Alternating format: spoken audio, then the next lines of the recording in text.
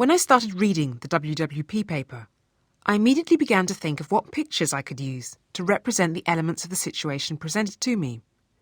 I've used an eye in the rich picture to show this is how I see the programme. With this particular case study, I knew that I was at an immediate disadvantage.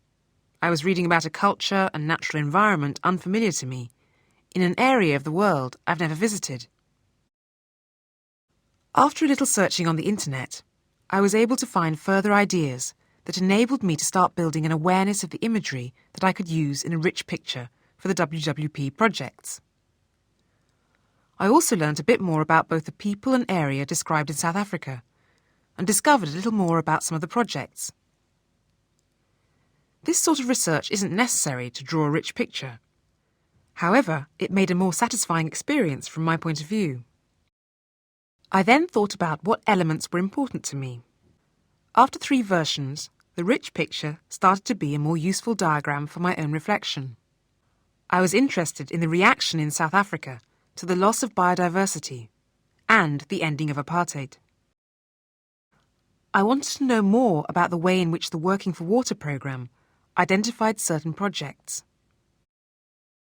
Structures that started to appear were international, national and local governance. The place and role of such structures would benefit from further exploration by different kinds of diagram, such as systems maps or influence and multiple cause diagrams. Structures and activities associated with social welfare and commercial aspects of saleable goods produced by black South Africans was also a significant area of interest for me. I was also interested in the development and support for some communities in the 240 projects as they tackled the ecosystem restoration. I asked myself, what would these emerging communities be like?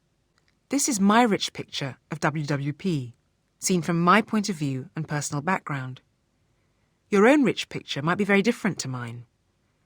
However, sharing and comparing rich pictures of a situation can be a useful way to promote discussion and improve understanding between people with different backgrounds and standpoints.